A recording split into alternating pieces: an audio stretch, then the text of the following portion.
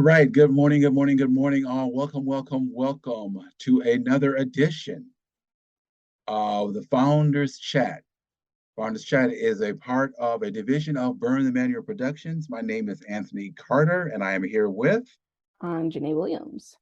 All right. All right. Let's get started and jump right in. What's Yes. going on in your life? How are things going? My life is good. My life is good. I'm just sleepy all the time. Oh no. But it is okay. We are pushing through. We're figuring it out. We're trying to get me back on a healthier schedule. Oh, I signed up for a 10K, so that'll Oh be fun. wow. Okay. It's on like Thanksgiving, I think. It's like a turkey trot or something. Okay. So that'll be fun. Okay. But I did a 5K earlier in the year in April. And so Mhm. I took a little break and I was like, okay, I'm ready to kind of hop back into another race. And so I had put like a poll up on Instagram and I was like, Okay. pick one. Like, you guys want me to do another 5K? Want me to do a 10K?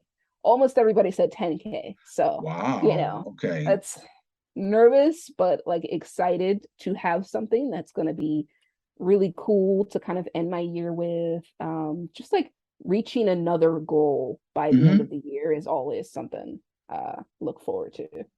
So Yeah, I need to set some, or I'm going to set some physical goals as well. Some physical mhm. fitness goals. One of the things I've always wanted to do, or ever since I started reading about it, I'd love to do the Navy SEALs training just to Ooh, push yeah. myself to that point to see. I have done I've done hot yoga, I've done other things, and there's something about I was thinking about this the other day. One of the things that I'm missing now that I'm thinking about a lot, and I don't know where this Mhm. comes from, is the feeling you get when you push yourself to this point of just like, I can't do this, right? Mhm. It's a physical, not emotional exhaustion, but and when you're doing hot yoga, it's 108, it's 110 in the room, Mhm. and you're in these poses, and you just feel like, why am I doing this? Yep. Like, how fast can I get out of here? But Yeah. there's something to surviving that, right? Like pushing yourself to the absolute limit, peeking over into the abyss, and then say, okay, well, we've done this. We can. There's a cutoff Mhm. point for it, right? So one of the Yep. things I want to do, I'd love to do a Navy SEAL training, and I also thought about doing what do you call it, the Ironman triathlon, where you Yeah. swim Ooh. with the sharks and all that stuff. Oh There's a my guy gosh. that did 100 of those in 100 days. Isn't that crazy? Wow. I saw Yeah. him on a podcast a couple of days ago. He did 100, and then he did, I think, 101 like in a row. I didn't even know you could. Where would you even find 100 of them? You have to be out going all over the planet to. Yeah. That's true. And But it's that's wild that's hardcore. how many races and stuff like, and it's definitely for like the people who used to be athletic in like high school or college and are just like, I need another thing to fill this competitive void. There's so many of like those people out there. That's Hmm. me. Oh, definitely.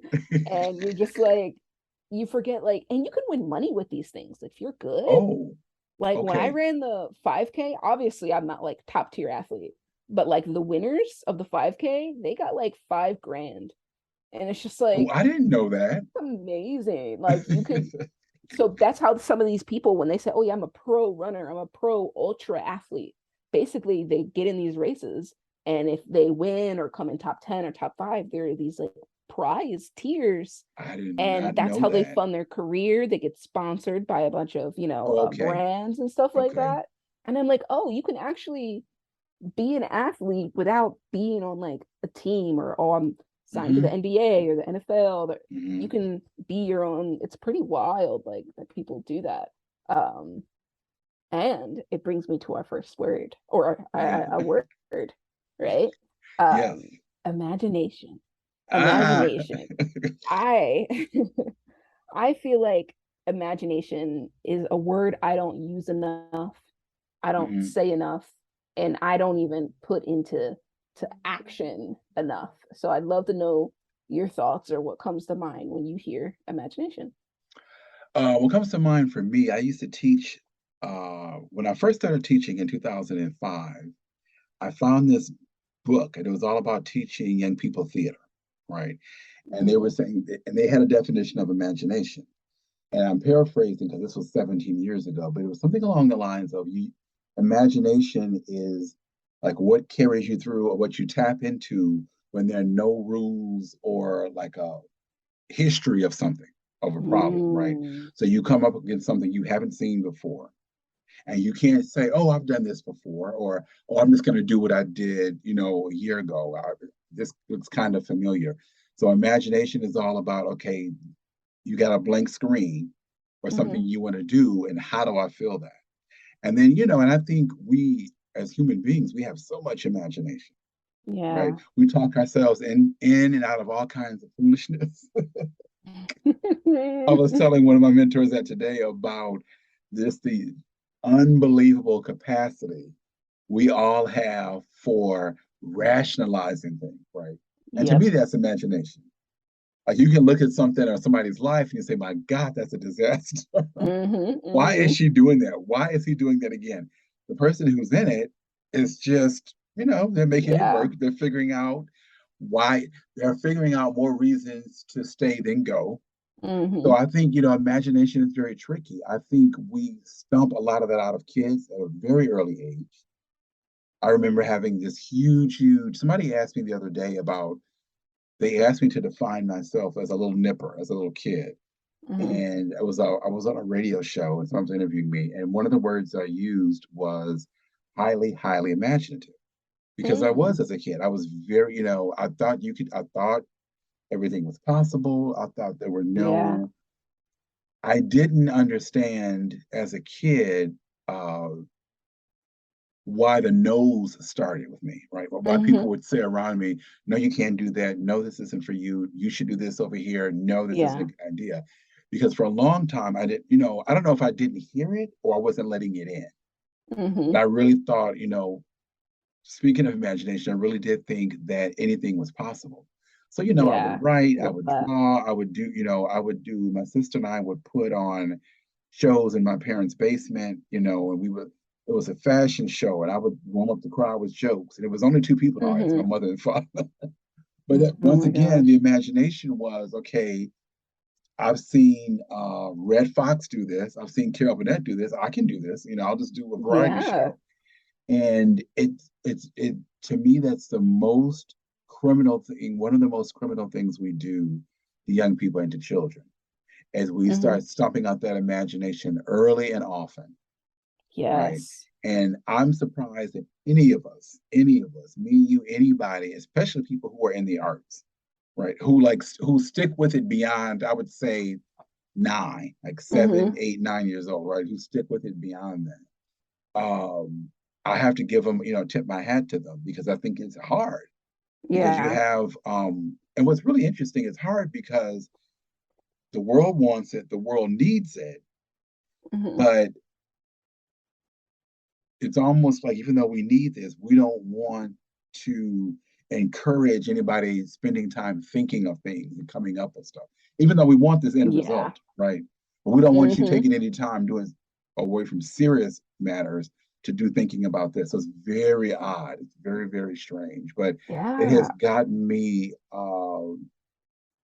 It's brought me a lot of joy, and it's given me many times. It was the only thing I had to hold on to Hmm. because everything around me was telling me something different. And I Hmm. and I had to imagine, okay, well, what would this look like if I weren't in this situation? Right. Or what would, if I can just hold on and get to this particular point, this date, this will all Hmm. shift, right? I had to give myself an end date, an exit strategy, if you will. So to me, Yeah. imagination is key to everything, key to everything. And we pay people a lot of money. When you get a chance, I don't know if you've Yeah. seen it, you get a chance, watch. Netflix has a really great 4-part series on Bill Gates. And Mm. he talks about the people around him are talking about it, and he talks about the amount of time that he spends just thinking and coming, and that's imagination, right? Taking these Yeah. walks.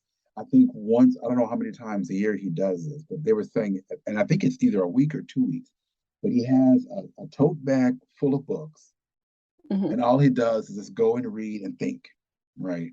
Come I up like with, that. I want to solve this, and people aren't bothering him. They're not calling, they're not, they're not doing any of that. And I remember thinking, my God, if everybody could get that, the world would be a very different place.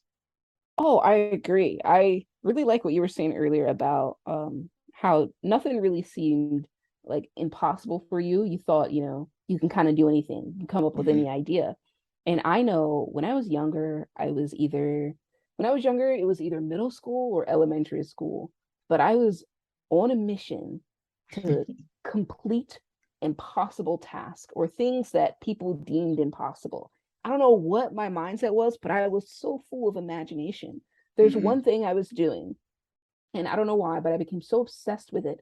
But I wanted to make something invisible and like physically invisible. Mm-hmm. And to me, it's always been this impossible thing. And I was just like, if I can look at this object and it's not there anymore, I would have achieved the quote unquote impossible. Mm-hmm. And so I'm like young, I'm preteen. And so I'm coming up with these ideas and I'm doing research. And I'm like, okay, what are some things that like bend light, right? And so water bends light. I said, Mm-hmm. okay, what else bends light? Because I need more than one thing. Prisms.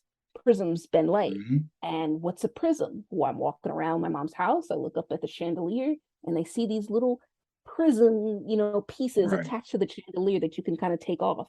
So I asked my mom if I can, take them off and use them for a little science experiment. She's like, put them back when you're done. And so I take them off and I take this bin, a little storage bin, and I fill it with water. It's a clear bin. And then I take these prisms, I take a pencil and I put the pencil at the bottom. And I just like put it at the bottom and like tape it to the bottom, however, to keep it there. And I start surrounding this pencil. I surround this pencil with a bunch of prisms, a bunch of Mm-hmm. little pieces that made up the chandelier until I could no longer see the pencil. And it worked. And it took me like maybe an hour or two, but in my mind, I had just thought about, hey, I want to do something that seems impossible right now. And then I just did it, right? I just Mm-hmm. surrounded this pencil with a bunch of shapes and prisms underwater until I could no longer see the pencil. And in my mind, I had completed that task, and that was the coolest thing ever. And we talked about this before of like how it's hard to kind of see anything with fresh eyes anymore. You're always thinking of the past, the consequences, the results, like how Mm-hmm. things could be. Mm-hmm. And that's why I really like what you had mentioned about Bill Gates. It seems like he's taking that time out to take a pause, to read, to think, so that he can reignite that Mm-hmm. imagination and that creative side of yourself. And so, yeah, I love that. Yeah, and I think watching him do that, and one of the things that I was reading about very recently was about the concept of if you're trying to solve a problem, right? You talk about imagination, trying to solve a problem in one particular industry. Mhm. Sometimes it's really a great idea to go completely outside of that industry and almost tap the knowledge that somebody else has. So, for example, let's say if you and I were trying to figure out, um, we're trying to figure out something with film, right? Mhm. And we're trying to figure out, okay, how do we get this so that uh, we get this shot to look like this, right? And Mhm. we ask our film friends, and they say, well, do this, do this, do this. And then you talk to somebody who doesn't know anything about film at all, doesn't want to know Mhm. anything about film, right? Just Yeah. happy in whatever they're doing. And they say, well, what if you did this, this, and this? And you're like, oh, wow. And then you try that and it works, right?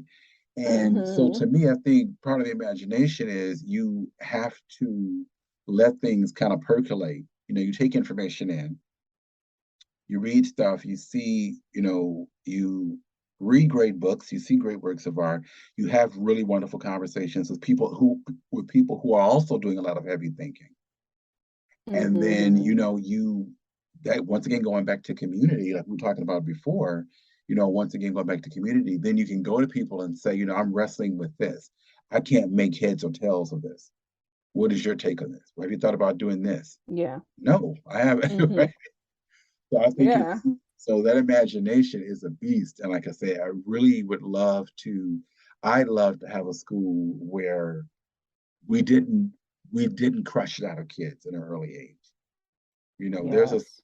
there's a school in, I don't know if it's Norway or Finland, and these kids go out and talk about imagination. These kids go out for recess. From the way I understand it, they know when to go out. So the teachers aren't Hmm. rounding them up like, let's go, let's go, let's go.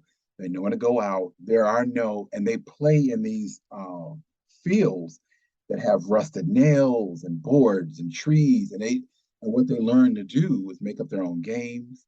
They learn to trust one Hmm. another. So let's say if I'm 8 years old, but the person who's playing is 4, and I'm kind of responsible making sure that they don't get hurt, right? Yeah. And so they do this and they climb these trees and they're outside and it's cold and it's wet, and they've done studies on it, and they've talked about how um, these kids have these huge imaginations because nobody is Hmm. coming in and corralling everything they want to do, right? And Right. nobody gets hurt. Nobody, they come back when they're supposed to come back. They don't have to go look for anybody. And I thought, Hmm. what kind of country would we have if we were doing that? Or if we had Yep. schools where people could be left alone to think, and have Hmm. think time. What kind of world would we have once again if people were left alone to do that, do their best thinking, and then come Hmm. back and say, this is what I came up with. I went away for a week. Here's some solutions I came up with. This problem, this problem, this problem, and this problem. You're like, Yeah. and you can't get that if there's noise in your head all the time, or people telling you what you should and shouldn't think, or that'll never work. Hmm. You know. Yeah. So I think that is it. Let's wrap up for this Yeah. edition. I don't want Zoom to try to get cute and sexy and boot us off. So tell folks where they can find you. Yeah, you can find me everywhere at Malaya Music or burnthemanualproductions.com. Okay, I'm Anthony Carter. You can also find me at burnthemanualproductions.com, on Twitter at Anthony L. Carter, all over Twitter. I also have a website with lots of writing and books and other goodies on it. That's anthony-carter.com, anthony-carter.com. Thank you for tuning in. If you have any questions, comments, concerns, kvetchings, anything you want us to address, please, please, please feel free to reach out. We will talk to you soon. Yes. Have a great day.